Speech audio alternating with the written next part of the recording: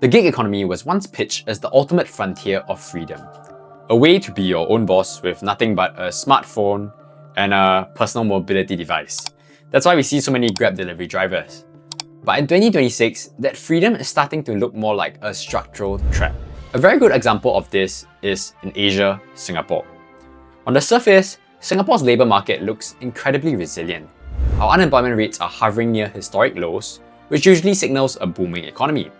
However, if you apply some pattern recognition to the data, you realize that these numbers are being heavily distorted by a massive shift into non-permanent work. When a professional in the tech or financial sector gets caught in a wave of layoff, for example, they don't always show up as unemployed.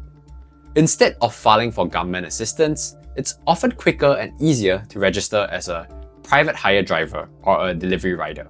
According to the Singapore's Ministry of Manpower, MOM, we've seen a decline in permanent resident employees in recent years, particularly in industries undergoing restructuring. At the same time, term contracts and casual on-call roles or contract roles have seen a steady increase. This is the cheat code for modern jobs data.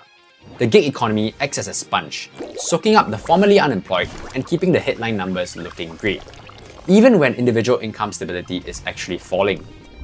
This makes our unemployment numbers look pretty good. The problem for these workers is the platform triangle. This is the delicate balance between the customer, the merchant, and the delivery driver. In the early days, this growth was financed by burning venture capital. Customers enjoyed subsidized meals, and drivers were paid well to attract them to the platform. But today, the mission has changed from growing users to growing profits. Platforms have shifted their focus to how much they can squeeze from each transaction.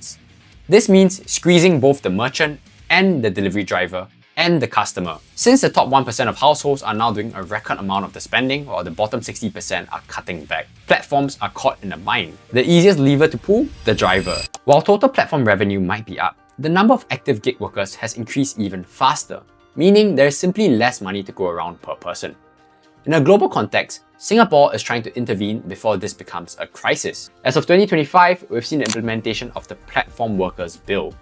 This is a landmark deal where platform companies are now required to make mandatory Central Provident Fund (CPF) contributions.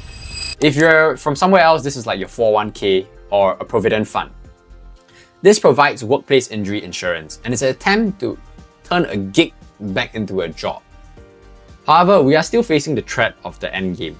Platforms are racing to automate these roles entirely because why do we need Grab drivers when we can have a drone delivery?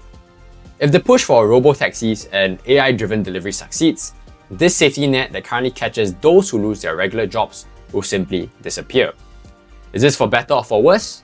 I don't really know, but the challenges faced by those at the mercy of those gig economies are now well documented.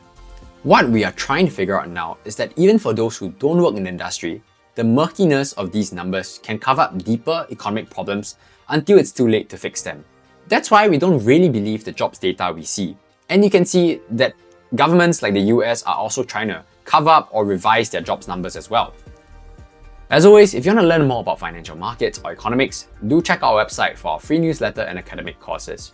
Remember to like, share, and subscribe, and I'll see you guys next time. Bye!